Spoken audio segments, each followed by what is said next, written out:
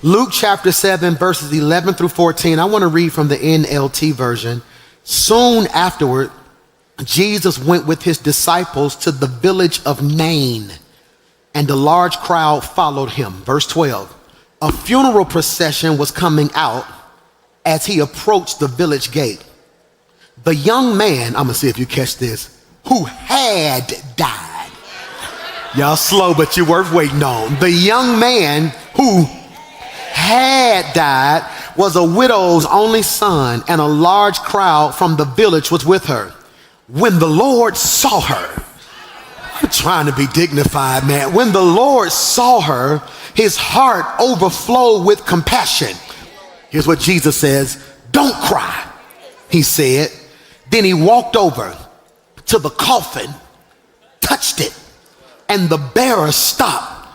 All right, I'm gonna have church by myself right here. The rest of y'all can just watch from a distance. "Young man," he said, I tell you,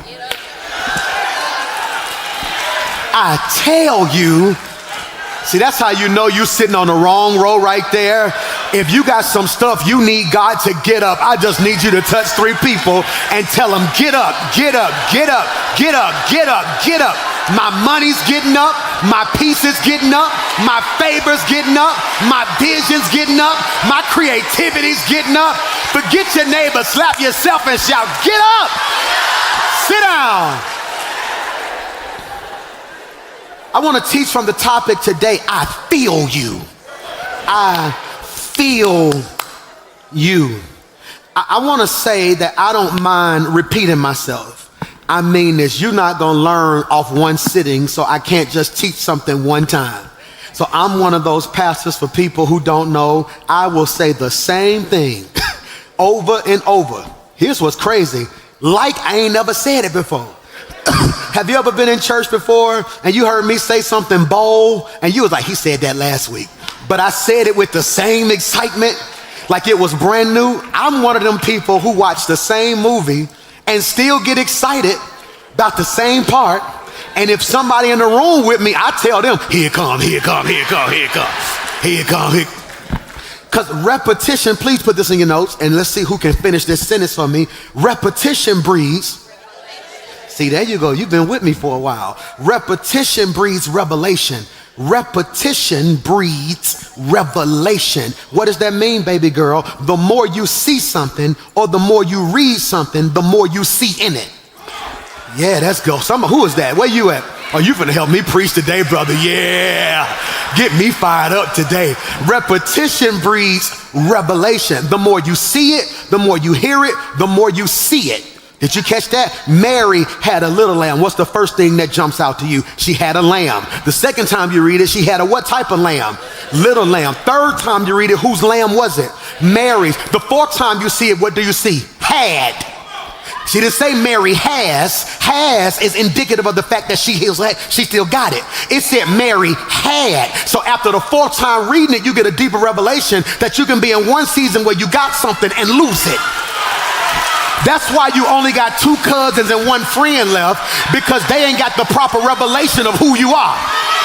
They become so familiar with you that they can't realize you're not changing for the worse. You're actually changing for the better. But because they don't come around enough, they don't get the proper revelation of not just who you were, but who you are, but also who you are. So I will say this again and again. Here it is, my vision for 2025 for every person connected to me is what? Thrive.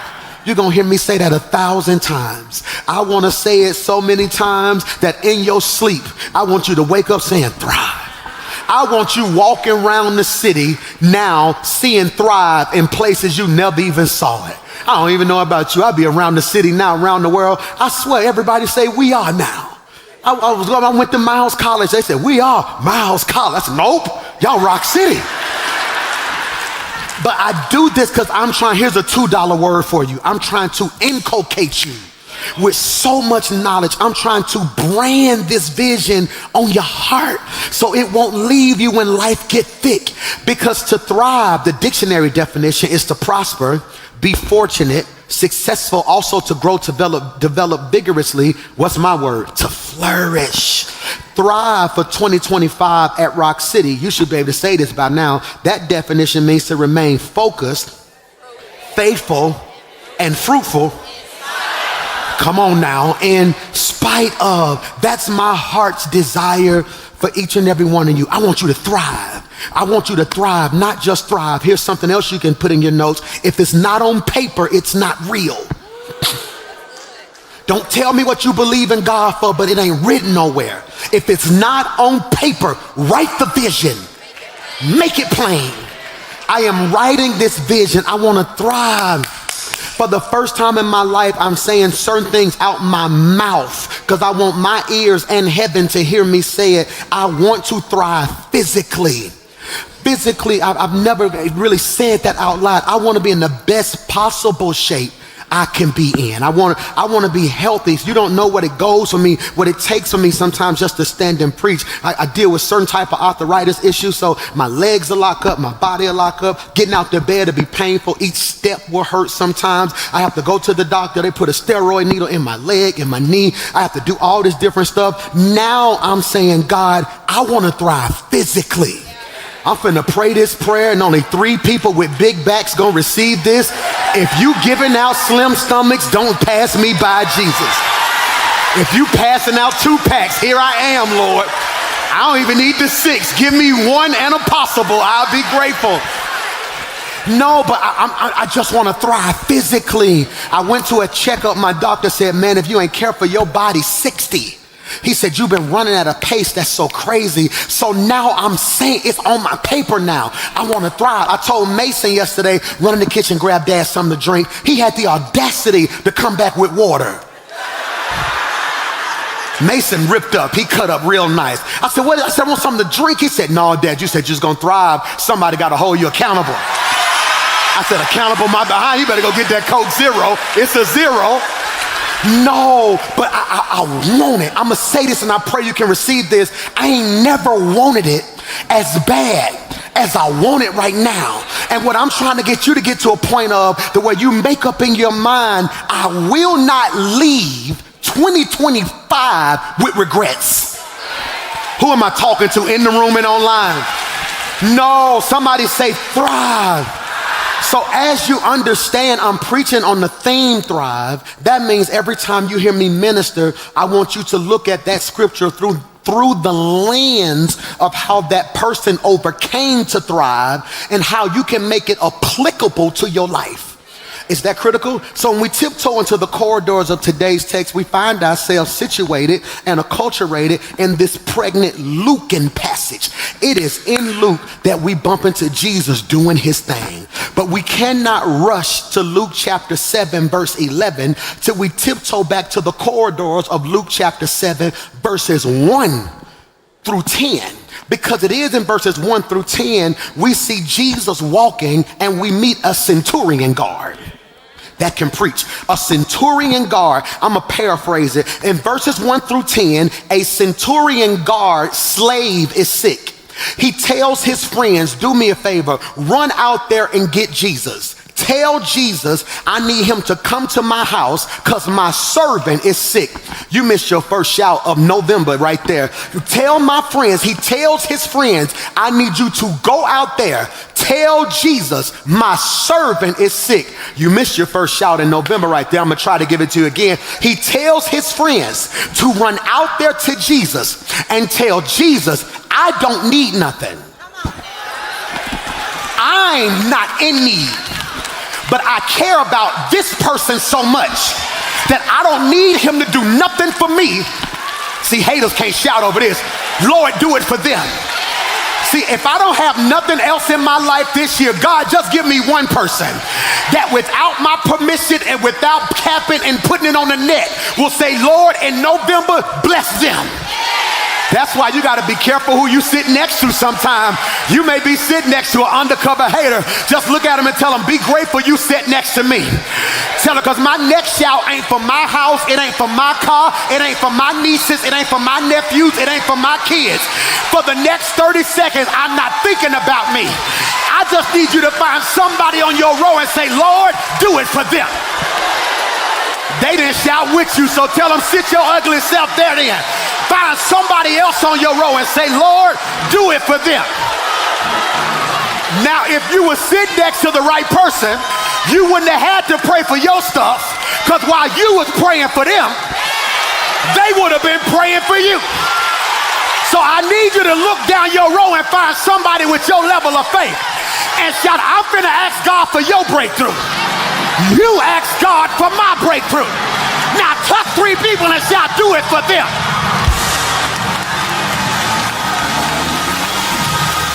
Yeah. Do it for them. Do it for them. Bless their family. Shift their finances. Heal their children.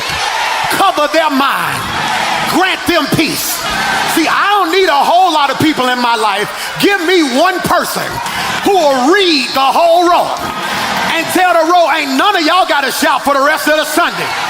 You ought to start at the bottom. Flip their finances, flip their joy, flip their peace, flip their happiness. Shall I proceed? Yes, indeed. Bless their grandmama, bless their children. Do it for them, because I know if you do it for them, you will do it for me. I wish I had 1,000 folks who would just type, do it, Lord, do it, do it, do it. Hear me? I don't know who I'm preaching to. He says, do me a favor. His slave is sick. This is how you know he's different. He tells his people, run get Jesus. Tell Jesus to come to my house because he's sick. I need him to heal him. They leave. You miss your second shout of November, because some of us can't get a breakthrough because we got people in our life who won't do what we ask them to do. Nowhere in the scripture do they friends say, why? Nowhere in the scripture does one of them say, now when I was sick, you ain't go get Jesus. I don't have time for an immature circle, because an immature circle ain't nothing but squares.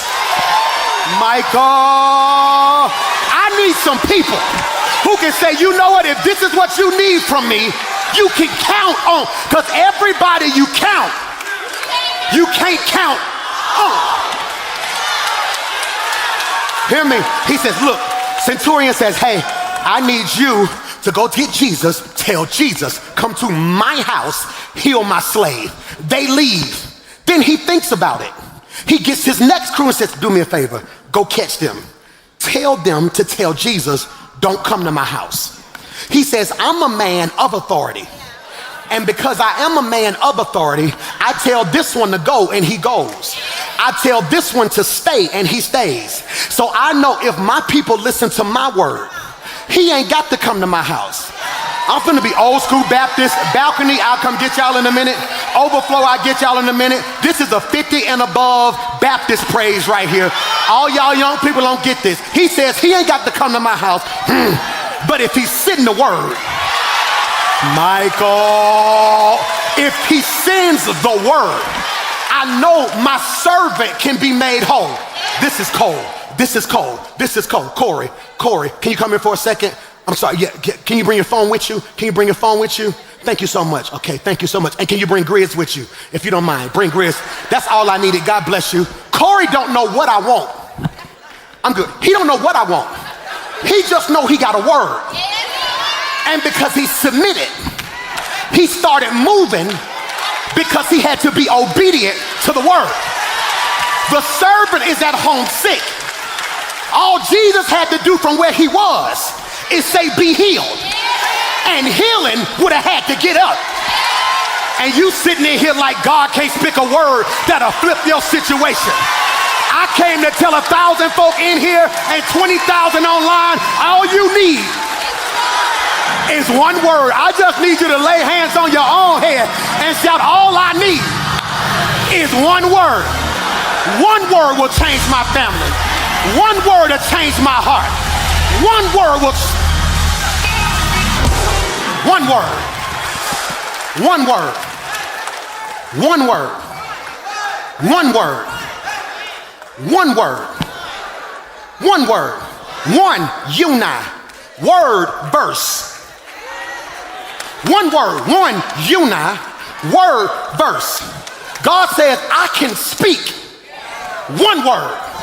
Universe. The moment he spoke universe into existence, the sun never stopped shining. The moon never stopped rising. Water never stopped being wet. Birds never stop flying. That's why you missed your shout. Because if he speaks healing, healing don't stop. Meaning if sickness come back, healing still go. Sit down. He says, I need you to do this for me. And Jesus tells him, never in my life have I seen, coach, such great faith. Ooh. What do you want, Riverside? What do you want in your life? I want to be in a place in my life where God can say about me, I ain't never seen that level of faith. I'm going to preach to y'all. They may be asleep over there. I want to be in a place in my life where God is in heaven. Like, if you want to see what faith look like, that one over there.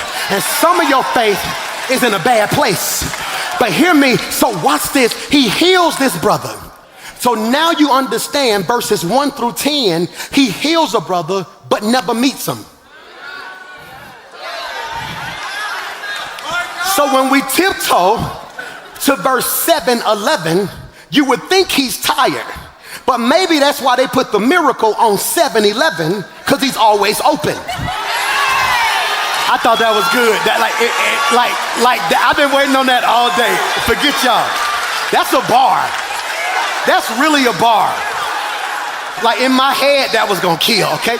So when we get to verse 11, put verse 11 on the screen, because every word matters. Soon afterwards.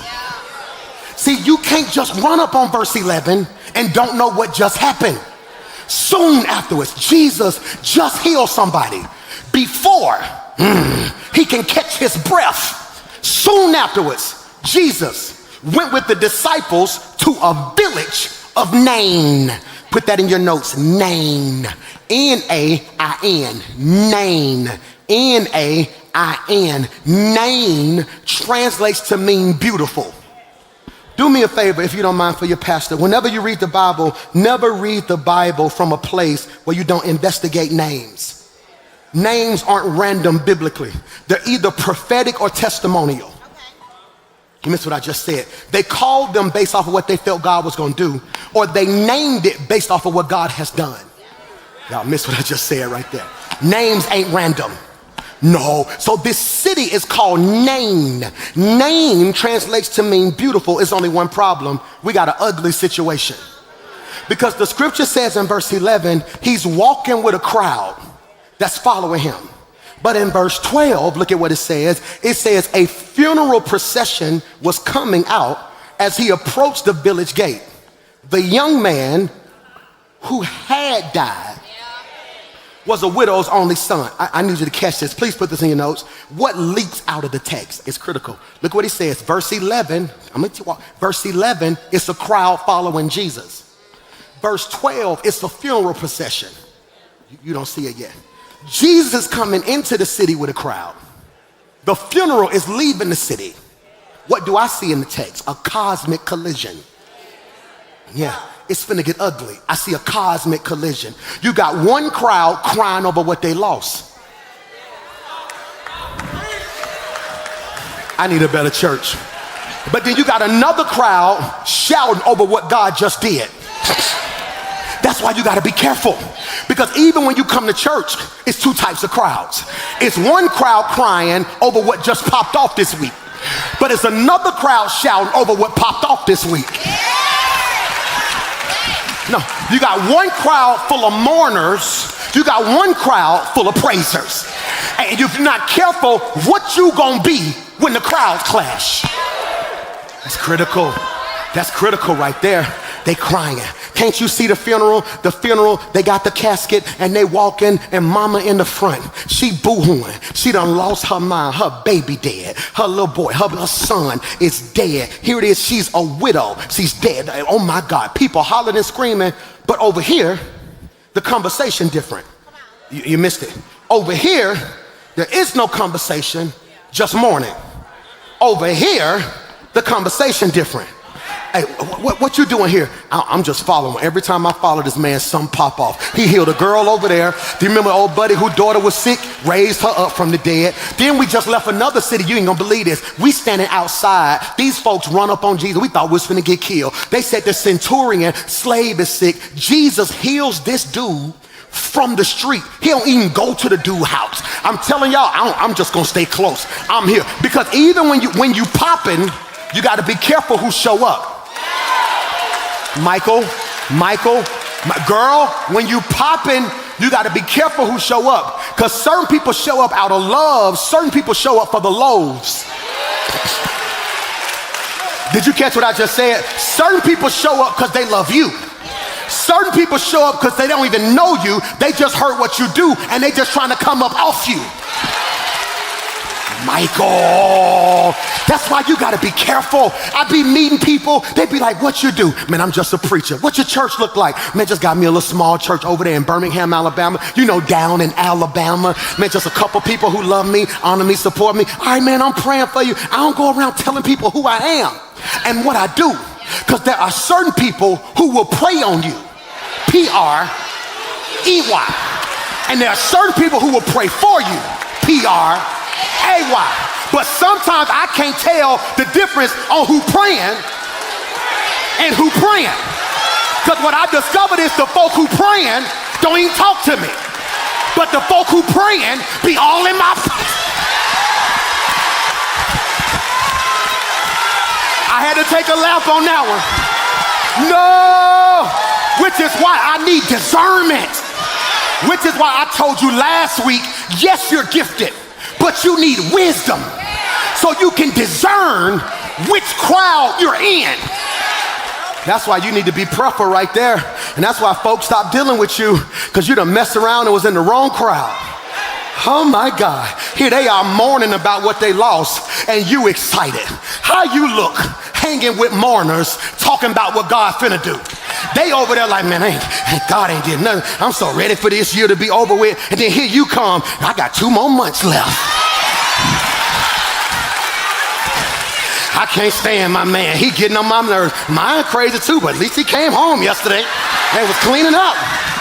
So now they say stuff about you like, well, don't say none of them because you know they're going to be on something different. I am on something different.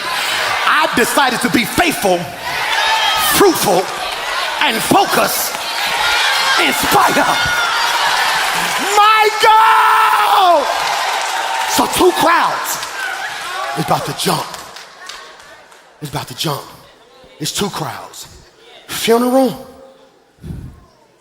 and Jesus. Oh my God. It's some in there. Put this in your notes. I see a lot in here.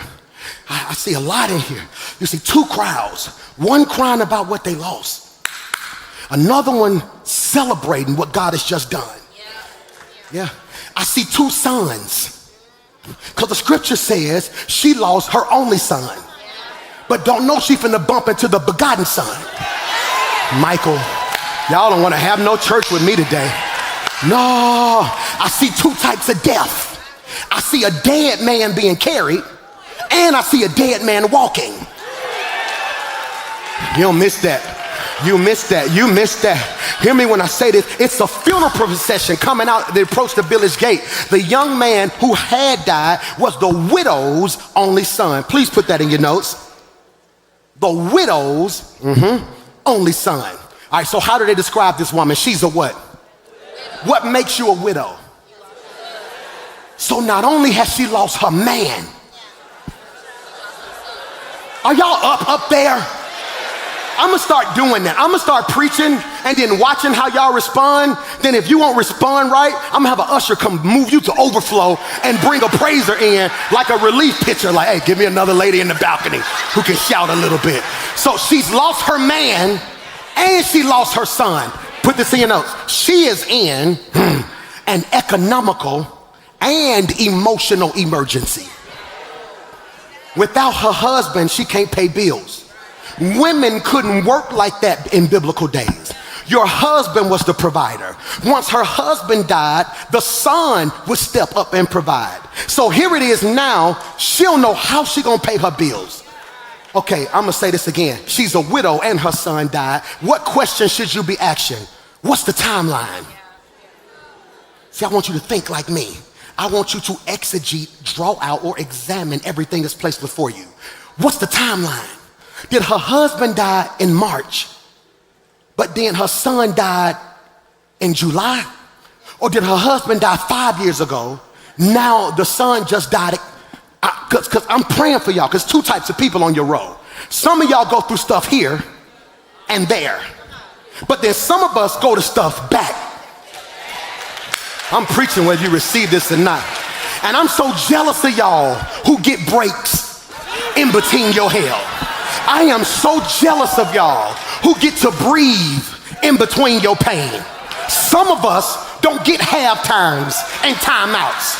If it ain't one thing, I'm preaching to 3 of y'all already. And what's crazy is your circle be trying to convince you that it's something wrong with you. And now, every now and again, you sit back and ask yourself, God, is there something wrong with me? Why does it feel like every time I turn around, something jumping off in my life? It's because the devil knows if he take them out, all he did was take them out. If he take you out, he take y'all out. Y'all didn't hear what I just said right there. If he take your friend out, your friend go down, because your friend ain't holding nobody else up. But if you ever fall off, it's going to be a whole lot of hungry, helpless people in their life. That's why every now and again you got to say, Lord, grant me strength to deal with not just my pain, but what I'm carrying. She in an economical, emotional state she going through. Can you put this in your notes? Can you put this in your notes? Don't make a state out of something that should have been a stage. Michael, don't make a state out of something that should have been a stage. She's in an economic and emotional crisis. She broke and she lonely and she depressed right now. You missed it.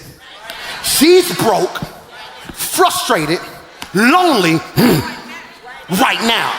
She's going through a stage of loneliness, a stage of depression, a stage of poverty. But how you respond to what you don't see coming determines if it's going to be a stage in your life or a state in your life. A stage is temporary. A state becomes a state of mind, which means you forever live in that place, although God has brought you out of that. Yeah, she's in a stage, but she don't have anything. And here's the question I got to ask you, because the scripture says her only son has died. What's the next question you should ask, baby girl? How did he die? Y'all don't like me today. How did he die? That's important. Why is that important, Pastor Mike? Because I want to know that. How did he die? Can I ask you a question? And I pray 3 of y'all can receive this. Stop trying to resurrect stuff that you haven't conducted a forensic autopsy of. Y'all didn't hear what I just said. No, I'm not trying to bring nothing back without seeing the autopsy. Y'all don't like me today. No, I need an autopsy. When you're born, they give you a birth certificate. I'm a pastor, I had to do this a lot. When you die, they give your family a death certificate. We need to know what day and what state you came in, but we also need to know what day and what state you went out. That's critical. I need an autopsy. I need to see if there was foul play. I need to see if your heart can handle resurrection. Yeah, if you've been wounded, I need to know. So what's that right there? They were shot right here in the shoulder. That's a forensic. That caused the leak right here. Yada yada. Okay, so when I resurrect them, they may be traumatized. Because some of y'all trying to love people that you never performed the autopsy on, and you can't figure out why what you give them ain't enough. It's because you don't realize what you're doing resembles where they came from. I'm talking if you receive this. I need an autopsy. I need an autopsy. Why? I don't need a rider in my life. That's what I said in my 20s. Yeah, that was young people talk right there. I need a rider. That wasn't even God. That may have came from Eve, from DMX, and the Rough Riders. I need a ride or die. Who remember that? No, I'm 40 now. I don't want to ride or die. I don't want to ride or die. I'm not trying to die. That stuff you said when you was young and dumb. I need a ride or die. No, I need to examine and live. Did you catch what I just said? I need one person who can perform, this is good, an autopsy to see, okay, I see what this is. I see what this is. Why, Pastor Mike? This cold-blooded. Because sometimes the devil attacks a thing, not to attack a thing, but to attack the thing, to attack your faith. I'm gonna say it again. Sometimes the devil attacks a thing, not to attack the thing, but to attack your faith. The devil is slick. He know he couldn't take your joy if he wanted to. He know he couldn't take your peace if he wanted to. He know he couldn't take your favor if he wanted to, but he's slick. He knows, since I can't take their favor, I'll take their friend. If I take their friend, they'll spend so much time crying over who walked out that they'll now put clothes up into a shell. And if they close into a shell, they'll build a wall. If they build a wall, they won't trust nobody. If they don't trust nobody, how can a man give them good measure, pressed down, shaken together, run it over, if they're not receptive to new people? So I didn't have to take your faith. I took your friend to take your faith. I need another church. I'm gonna say this. God bless y'all. I'm officially, if you're watching online, I'm putting in resumes. I can't do it no more in Birmingham, Alabama. I am preaching to these folks in Birmingham, Alabama. They've been sitting in traffic for 45 minutes, walked in here, a couple of them got on golf carts, came in the building, some of them sitting in overflow, and they got the audacity to be looking at me like I am not telling the truth. They looking at me like, preach, pastor. Had I been in your city, we would be having church right now, because you understand, whenever the devil wants to take something from you, he doesn't attack the thing he wants to take. He uses something else as a back door. Watch this, because the devil can't take it. He convinced you to lay it down. My God! He convinced you to lay it down. You don't believe me? Who got a big heart? All right, put your hand down. Who had a big heart, but don't use it as much? It's because when I do the autopsy, what the devil did was, they are giver. But here's what I'm gonna do. I'm gonna let somebody they trust play them. And because somebody they trust played them, they now gonna walk around so bitter. So now everybody they meet gonna think they mean, because they never did an autopsy to see that they've been wounded by the people they was helping the most. Because whenever the devil wanna take this, he's not bold enough to walk in your house and say, give me your children. He'll send you a man and have you running behind that Negro more than you taking care of your babies. Whenever the devil want to take your money, he'll tell you go on vacation and ball out and do what you need to do, because the devil is slick. He is the author of confusion, which is why every now and again when you come to church, you need to shout even when ain't nothing going on, because you got to confuse the confusion. See, the devil don't know if I'm happy or sad. He don't know if I'm rich or poor. Sometimes I don't know the difference either, but I will bless the Lord.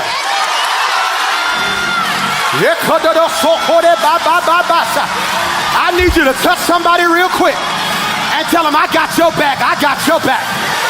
Tell them, devil, you can't have their mind.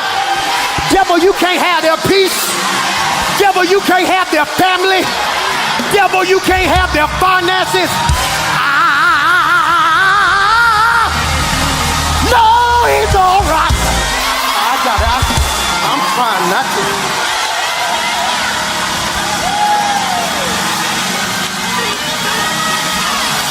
He's slick. Right. He's slick. I felt that. He's slick. The devil's slick. Bro, he not finna run up on you. He know better than that. Crazy as you are, you know who to call when stuff pop off. He ain't slick. So what the devil do is, whenever the devil wants to handicap your future, he lets you meet somebody or feel something that makes you book a trip down memory lane. Memory lane is this way. So every time you take a trip, do y'all be hearing what be coming out y'all mouth? I'm about to take a trip down memory lane. Let me ask you a question. Who been on a trip this year? What did you take on the trip? Bags. Because you cannot travel without baggage. Watch this. And the baggage is always equivalent to where you're going. Who done ever been somewhere cold, getting ready to go to Jamaica or Mexico, and it's hot? So in your bags is your swimsuit, the little net thing you be wearing. If you're big like me, your swim shirt, because you just can't get in the pool and you gotta have a shirt on too. You got all your stuff, you got your sandals, your flip-flops. If you wear that today, you gonna freeze.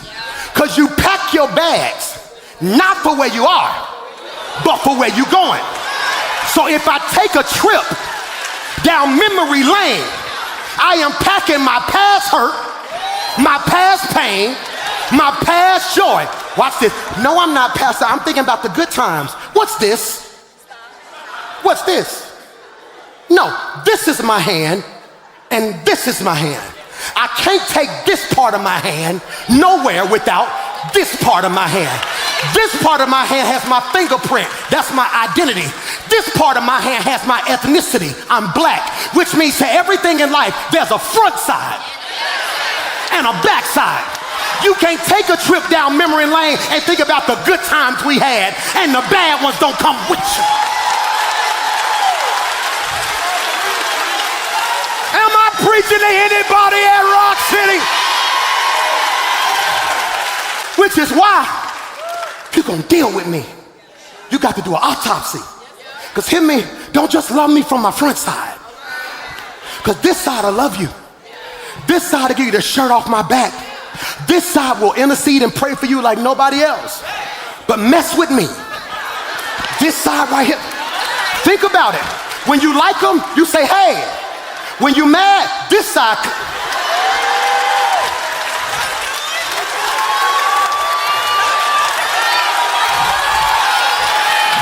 Are y'all seeing it now?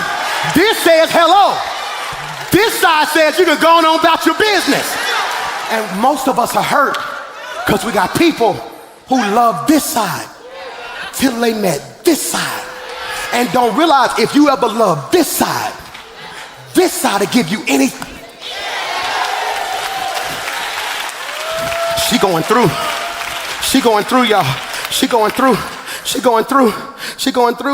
And she's dealing with a lot. I got to get y'all out of here. We ain't got much time. She's dealing with a lot. I can preach a little longer today. Is that you or is that everybody? Let's take a vote. Okay, let's go. Let's go then. Let go then. What? I got 10 extra minutes. We're going to stay here till 3:15. Let's go. Oh, not that long. She in a funeral procession. She is, put this thing in, she alone. She by herself. I like documentaries, bro. I like documentaries. In my phone, if you ever want to steal something from me, I like documentaries. If you ever want to steal something from me, in my notes, in my iPhone, it's the gospel of. Bro, I do that all the time. So if I watch LeBron's documentary, in my iPhone notes, it's the gospel of LeBron. When I watch Ye documentary on Netflix, the gospel of Jesus. So I take lessons from their life, and what I want to do is by 45, I want to drop a book, The Gospel of PMJ. Sort of like Luke. Here are the lessons I've learned from people. You got what I'm saying? So I was watching a documentary last night on Meg Thee Stallion. Okay? I'm watching her documentary, and in my heart, I press pause and just start calling her name. Yep. Now some of y'all gonna be like, Pastor, now you're going too far. No. I call the government name. Father, in Jesus' name, I lift up. Because think about this. Your daddy died. Your mama, who's your heart, she died. Before you can deal with mama dying, grandma died. Grandma died, now best friend in a scandal with who you thought you loved. So now through the whole documentary, the pastor and me is tripping because I don't see nobody. She in the room with performers, she paying them. She in the room with her dancers, she's paying them. She's in the room with her publicist. What do? I can feel this sometimes. When everybody who say they love you, you pay. Think about that. So not only is that happening, she can't even celebrate. She comes off one performance, goes to the internet, and Instagram killing her. She lied about this. She should be shot. She trifling this. She doing this. She doing that. And I'm just sitting there, and I'm like, oh my God, who got her back? Regardless of how you feel about her, Pastor Mike, they do documentaries to make you feel a certain type of way. That's how she felt. That's what's wrong with half of y'all. The people in your life screaming for help, but you so busy trying to tell them how they should feel. Y'all don't like me today. And grown as she is, it was one part of the documentary that messed me up because she's standing in the mirror, but the cartoon was the little girl. And in my heart, it made me think about the place in my life where all you see is this hero called PMJ. But Mike sitting there said, who got me? This woman in this text has to feel like that. My man gone. My son gone. What I'm gonna do? They crying at the funeral, but don't get excited about that. In biblical days, you got paid to mourn at funerals. There were certain people who made a living off going to funerals and acting a fool. Because everybody who show up didn't show up for the right reason. Everybody in attendance ain't in agreement. Everybody you count, you can't count on. That's critical now. And this girl is toe up. She's walked. She's probably a zombie. That's why you got to be careful how you treat people. You don't know who own your job, who in your house, and who on your row. Here but not here. Y'all don't like me. Yeah, here but not here. That's why you got to find who your man of God is. Yep. That's why you got to find who's the voice in your life. That's why the talented tent maker from Tarshish, Paul, titillates with tough theology when he says, my sheep know my voice.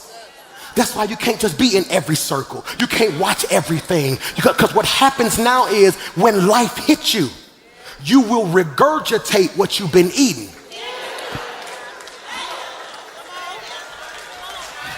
Yep. That's what happened to the children of Israel. That's what happened to the children of Israel. They started taking Moses for granted.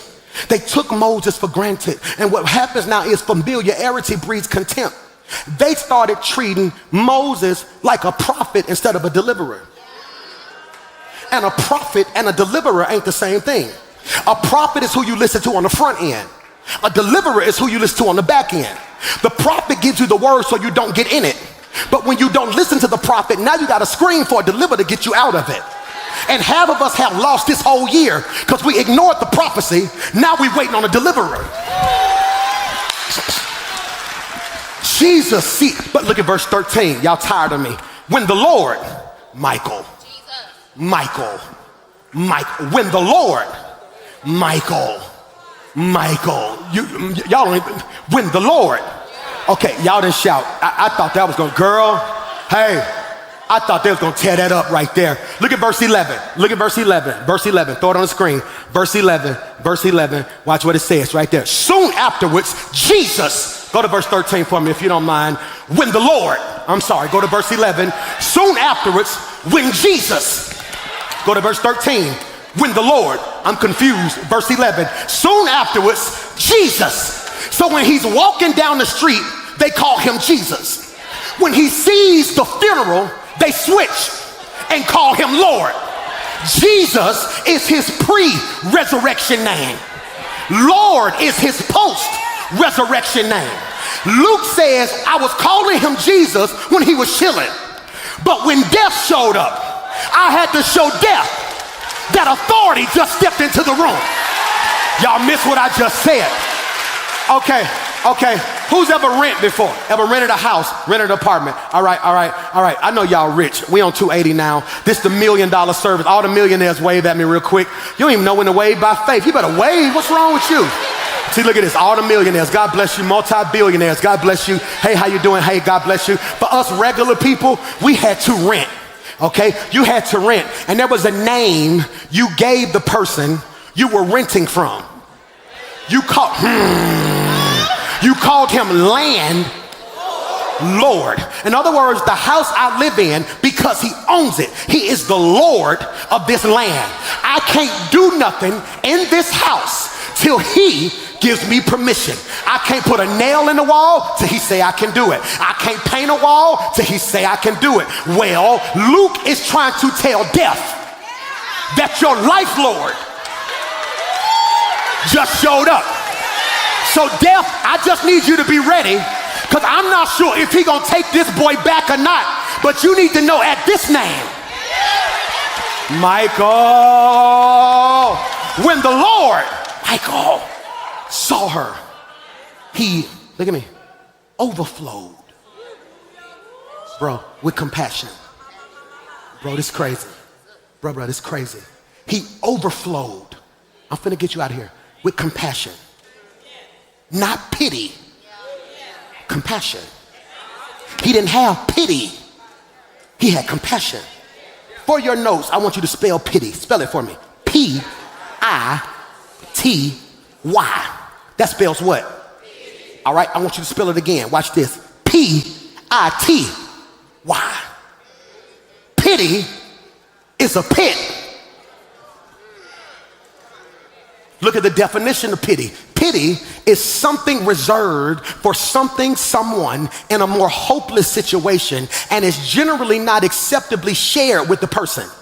You have pity on somebody who's going through something. So what does that mean? If I spell pity, put it on the screen, P-I-T, that means I look into their pit, climb into it, feel sorry for them.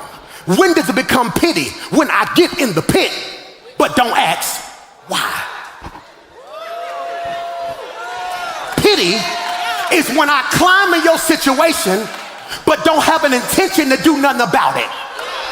Which means if I get in somebody's pit and don't have the nerve to ask why they in it, I now become pity full. But compassion, Michael, is not authentic if it's not active. Compassion is not authentic until it has action. Meaning, if you ain't gonna do nothing about it, why you asking about it? I'd rather you ignore me than ask me what's wrong, then just leave. If you ain't gonna get in it with me, stop being so inquisitive about why I'm in it. I'm preaching if you're a receiver or not. Compassion. Leslie, I sent you a definition of compassion. I'm not sure if you have it or not, but it messed me up because compassion is so cold-blooded. Why is compassion cold-blooded? I want to write this. One of my online members sent me this. I'm not sure if they put it in the notes or not. Oh my God, there it is, compassion. Watch what she sent me. She was watching this morning. She said, watch this, said, compassion or compassionate is a directive action from the heart. Can you put that in your notes? She was in church at 9 o'clock. Krishan, she's one of my poets. Every Sunday, she's going to text me what she got out of the message. Krishan said, watch this, compassion or compassionate is a directive action from the heart. This is what messed me up. See, I'm a pastor. We preach together. Look what she said right here. She said, Pastor, I saw how you broke down pitiful or pity and said pity was pit. She said, well, then compassion becomes compass. Look at this. Compassion becomes compass. A compass is used for those that are lost trying to find their way home. So to be compassionate is to be a guide in love that performs directive action from the heart to bring somebody out. Did you catch that? So I gotta ask you a question. Which one are you? Are you compassionate or pitiful? Oh, I see what you want to do. You want to post, they killing each other and they need to stop. But you don't really want to do nothing about it. Yeah, you pretty pity. All these black people in here right now with good jobs, creatives, all these millennials, all these athletes, and our school systems in Birmingham still need stuff? Yeah, we pitiful. We pitiful. All these members, you mean to tell me every week my sermon get over 100,000 views and we couldn't come together out of 100,000 people and help erase homelessness and feed people? You mean to tell me all these financial people I got in this room right now, we couldn't get together and put together some type of investment group and make sure by 2030 every person owned their own home? Oh, I see what it is. You can't help nobody till you get yours. We pretty pitiful. We pretty pitiful. The church has become pitiful when all we want to do is praise breaks, but don't want to show up when stuff break. So let me ask you a question.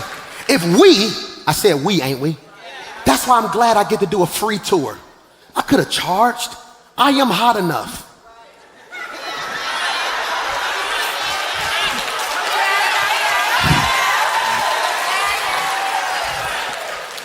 I could have charged tickets. Come on now. Come on.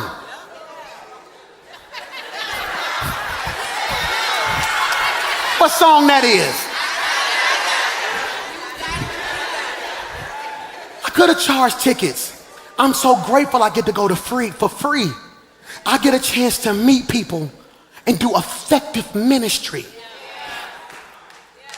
Because the question I'm asking myself is, when I leave this world, is God gonna say, depart from me? Oh, pitiful boy.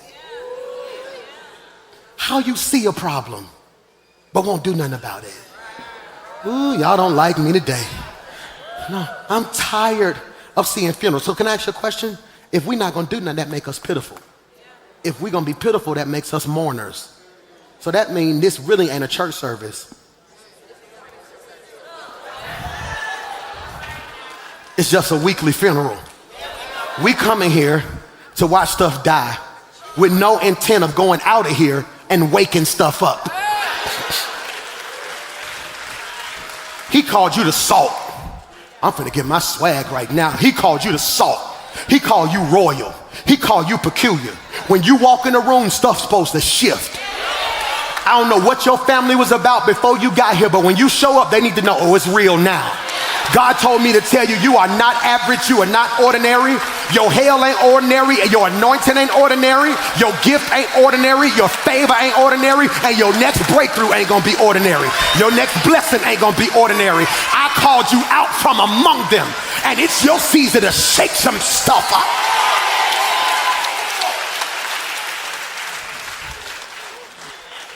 Jesus walking, I'm gonna let you go. Jesus walking.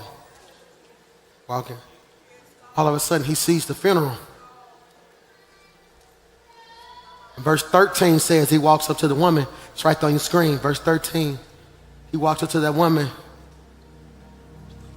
It said, don't cry.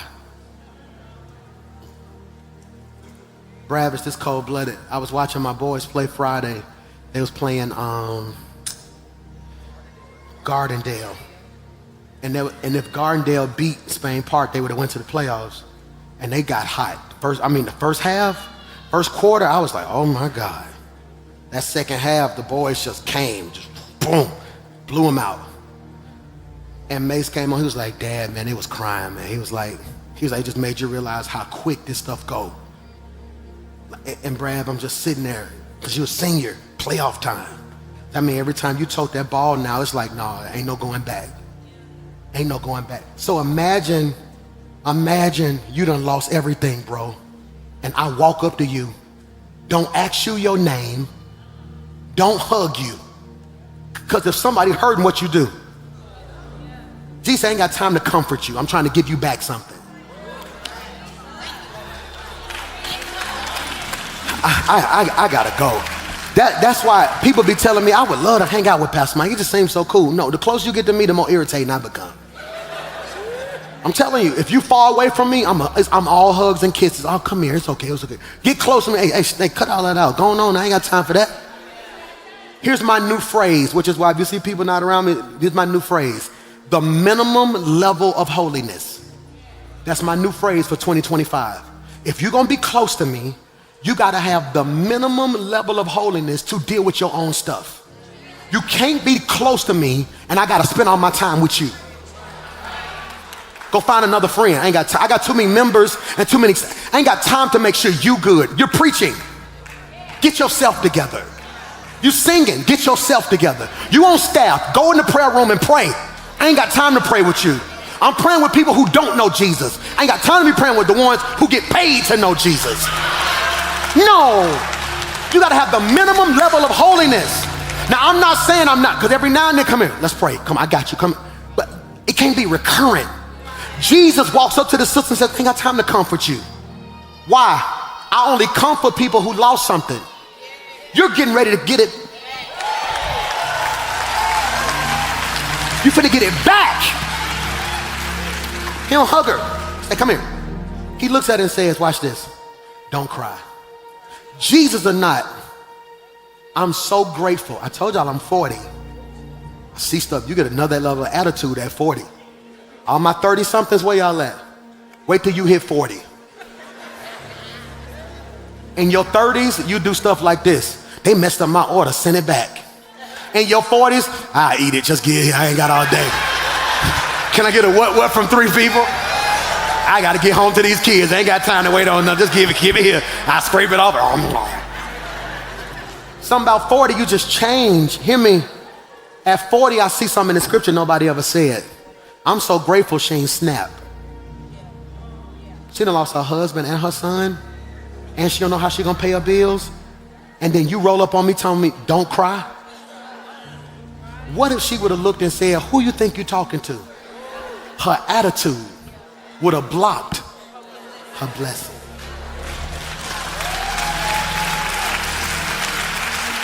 Listen to me, all over the room. Listen to me. I know you're going through some stuff. That don't give you permission to act a fool. Pastor Mike, but you don't know what I've been through. You're right. But you can only push people so many times till they stop showing up. You feel me? Young bro, he walks up. Let me show you what he does. You can play softly. He touches the coffin. He don't touch the boy. He don't touch mama. He don't touch the boy. He touched the casket. He touches what's holding him. Jackson, that's cold. Hear me. Why didn't he touch her? Look at Numbers. I want you to read this. Go to the book of Numbers. I want you to see Numbers chapter 19:11. 19:11. This is crazy. All those who touch dead human body will be ceremonially unclean for 7 days. So according to the Old Testament, had he touched that dead body, for 7 days he couldn't touch nobody else. I'm finna mess you up. And Jesus will never hinder what he can do for other people just to do something for me. He touched the coffin. Pallbearer stopped. I'm finna mess you up. The moment he touched the coffin, everybody got a promotion. I don't think you heard what I just said. The moment he touched the coffin, everybody got a promotion. The dead man got promoted to life. The pallbearers got promoted to armor bearers. The widow, the mother, got promoted back to being a mother. The crowd got promoted from mourning to astonishment. The only person who lost something was the person who owned the casket.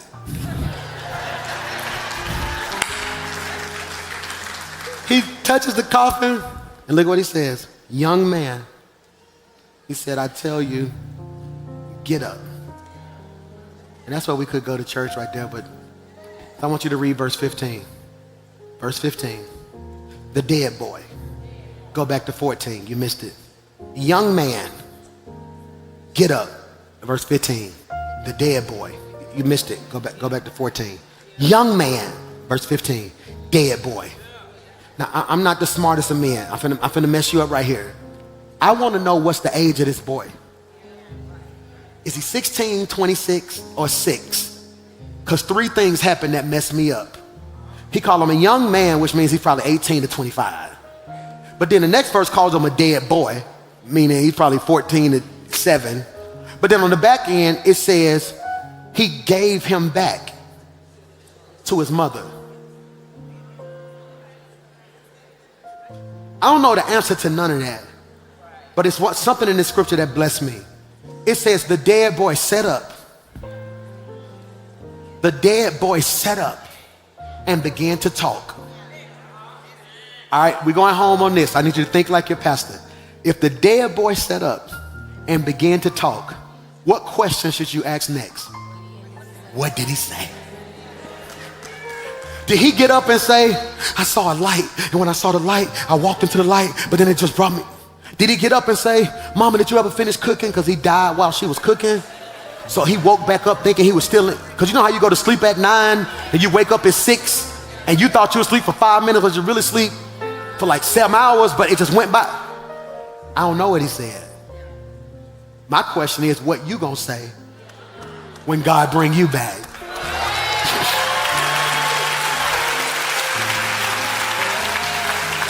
What you gonna say? What you gonna say? When you get this check that changed your life? I told y'all don't doubt me. I told y'all I was gonna be back. I told you, no, don't come over here now. That's what you gonna say?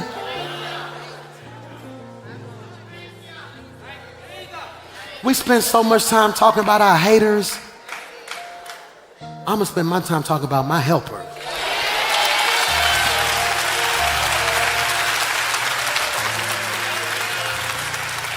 You move mountains. You cause walls to fall with your power. Perform miracles. There is nothing that's impossible. And we're standing here only because, Father, I pray for right conversation. I'm guilty of it myself, of saying the wrong stuff. God, I was that broken little kid who just always wanted acceptance. I've never been accepted, ever. Just always on the outside. Black sheep for me was more than just a phrase. This is my life. As a kid, I wanted to be in the cool clique. I wanted to sit at the table. I wanted to always be a part. Just always had to work my way around. So God, when I finally started winning, kind of talk too much in certain seasons, too braggadocious, and God, it wasn't because I was arrogant. I was just finally just ready to show people I was worth something. But in that, God, you revealed to me that my brokenness led to a broken conversation that exposed to the devil how broke I was, and all he did was further fracture what was broken. This time, I'm gonna tell the world, God. I'm gonna tell the world, God, I pray right now that as I examine myself, they'll examine themselves. And as a collective, we will see the places where we fell short. And nobody in this room and overflow or online has all the answers. But God, I pray right now, like that sweet hymnist from Israel, David, create in me a clean heart and renew a steadfast spirit within me. God, if this is as good as it gets, I thank you. God, if we come back next week and there's only 6 people sitting here, God, we thank you. God, I pray that our gratefulness is never determined by how much money we got in the bank or what we drive or what type of labels we got on our clothes. I share the sentiments of my grandmother. If you don't do nothing else, you've already done enough. So God, I stretch my hands and touch and agree with every person under the sound of my voice. And like that centurion, I say to you today, Lord, do it for them. Let them know that I feel their pain, but I want you to do in them what no man can do. It's in Jesus' name. Jump on your feet. Nobody move, nobody get hurt. Jump up before you leave. You may not know Jesus. This is important to me. You may not know Jesus. Let me be very real with you. Falling in love with God is the best thing I've ever done. And today you may need to get saved. And I want to say this to you. Don't let the world or the devil convince you you got to get right before you get saved. That's not it. I done did enough for everybody in this room. I mean that. Tried to commit suicide one time because I was just so depressed. Closed my eyes on the freeway and just drove. Ended up totaling my daddy's car. Didn't have a scratch on me and towed his car up. One night I was so overwhelmed and depressed, I just started taking all the pills I could find. And the Holy Spirit just woke my mama and that lady in that corner up right there. Woke them up from across town and said, y'all better go check on that boy. She called my mama, y'all better go check on that boy. Something ain't right. My mama came to my apartment complex. Parents found me. I was just done with life. I was young in my 20s, just done with life. You know what I'm saying? Couldn't even kill myself right. That lady over there in that corner grabbed me and balled my shirt up like this. I was in my 20s. She looked at me and she said, fool. That's what she said, fool, God got something for you. She said, God showed me you. She said, I was at an arena and people was pulling on the door trying to get in. She said, and I pulled the curtain, I looked behind the curtain and you were standing there. I said, what is that boy doing on that stage? She said, the curtain opened and thousands of young people rushed the stage. She said, you said Jesus and the place went berserk. She told me that when nobody knew my name. She says, I know you want to stop. I had just had a child out of wedlock. I may have been like 22, 23. And in church world, you done. Church so judgmental. They treating you like you ain't doing what they kids doing. Never was cool, never was popular, never was cute. Joined the fraternity, kind of got beside myself, grew up, you know how that is. Ended up having a child. And then I stood before the church, told the whole church, hey y'all, I messed up. I'm in my 20s and had enough sense to tell the church this. Y'all got 6 months to talk about me because this ain't gonna be my trump card. Hear me? She grabbed me in the corner and said, God ain't through with you. I went home, I was ready to, all I ever wanted to do was be a blessing to people. So I'm telling you my business. Tried to commit suicide, had a child out of wedlock. Hear me? I've lost a lot. Lost a lot. Been to jail for like 6 seconds.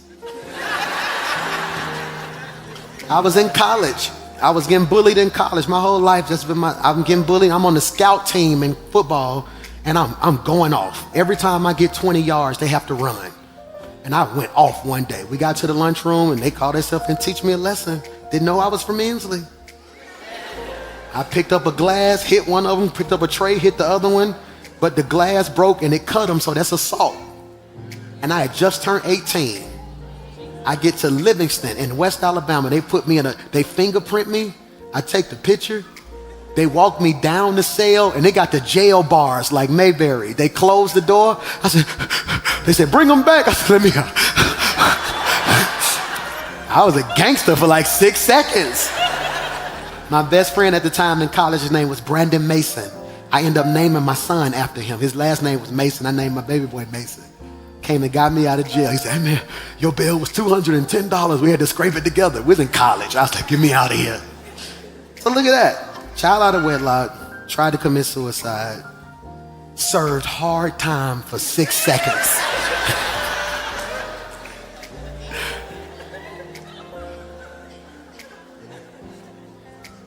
And God didn't throw me away. Pastor Mike, why would you tell us that? Because church has turned into the witness protection program. And we got these young people thinking if you ain't perfect, God ain't gonna use you. It don't work like that. Do it. Remember when you was playing ball and you hurt your knee and you was like, oh, no, what's going on? Don't work like that. God bless you. You know what I'm saying? You stay faithful, Julian. If you trust God, baby girl, you can be beautiful and saved. You can be swaggy and saved. If somebody in this room watching me or somebody watching online, I want to tell you, man, if it wasn't for God, I wouldn't be where I am right now. If it wasn't for aunties like my auntie Judy, who she has no idea, at the perfect time, once a month, she sent us an Instagram with a word on it. She don't know I be sitting out on the deck certain days like, God help me. See, that's how God works. And if we ain't careful, we're gonna make God so spooky, bro. When all of us, the Bible says, all have sinned and fallen short of the glory of God. So Pastor Mike, why would you put your business out there? Because it's real. Because somebody listening to me right now, in your heart, you saying, nah, God got a plan for me. He got a plan. So I'm not gonna put you on the spot. I'm not gonna ask you to walk down here. That's between you and God. I'm not gonna make you walk down in front of other broken people and show other broken people that you wanna be unbroke right now. That ain't what this is. This is between you and God. Right where you are. All you gotta do is just say, Lord, come into my heart. Make me over again. I confess with my mouth. I believe with my heart that you got out that grave with all power in your hand. And right now, I am saved. Y'all better make some noise, man. All right, y'all. I love you so much.